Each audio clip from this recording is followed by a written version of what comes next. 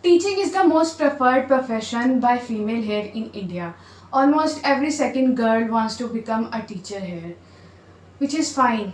But does this profession pays well? Does this profession pays enough to those aspiring females that they can earn a living and establish a thriving career into this domain? I have been a teacher myself, and in this video, I'm going to expose the harsh reality of being a teacher. I'll share the challenges I had to face, the disappointment I had to face being a teacher, and the reason why I decided to quit this profession. So, if you are someone who is looking to get into this career, then I want you to make sure that you do watch this video because it's going to be about your career. I'm going to be very honest and transparent in this video as possible. So, I am Shaheen. Without doing any further ado, let's get into the video. So, my passion for teaching had started back in my childhood. I have always wanted to be a teacher. It was my dream job. Every time someone would ask me, I would always reply in being a teacher, teacher, teacher, and teacher.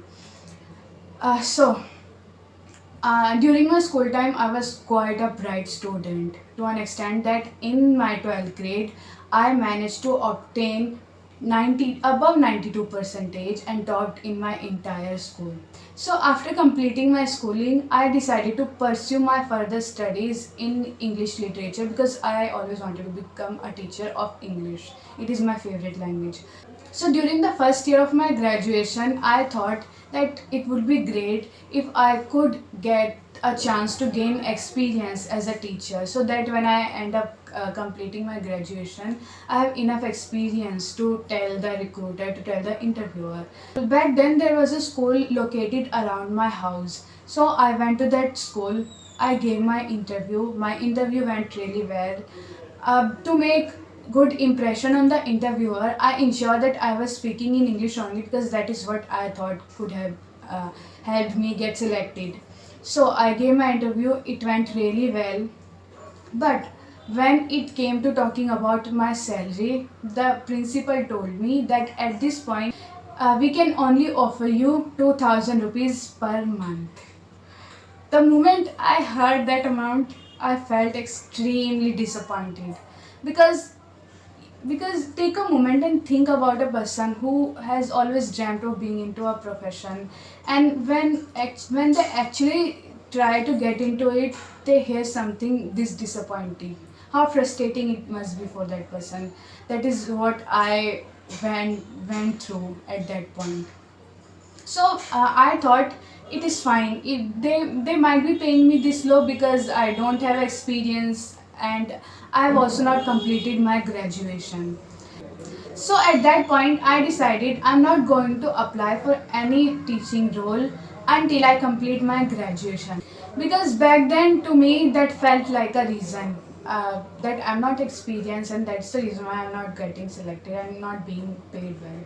So I waited until I completed my graduation, and after a couple months of completing my graduation, I went to another school, which is again located nearby my house. It was 30 minutes away from my home. So this time I went to a big school. It was a well-known school around the locality, and it was trusted by a lot of parents. So I thought, because I have completed my graduation and this is a big enough school that they might going to value this profession. So I again went to the school. I gave an interview, an excellent interview. I ensured to speak in English only, and despite making all those effort, in fact, I also gave a demo class. Demo class is something that a teacher is expected to give when they are applying for job. This helps the recruiter determining whether or not you are a good fit for a teaching role or not. So they were so impressed with my demo that they decided to select me as a teacher for their school. But again, when it come to talking about my salary, they said that we will offer you 7,000 per month. However, we will deduct 2,000 from your income for the next 3 months. Ah, again, The reason why I am feeling frustrated and why I felt disappointed is not because of the pay itself. I can understand that when you are not experienced you won't be paid well.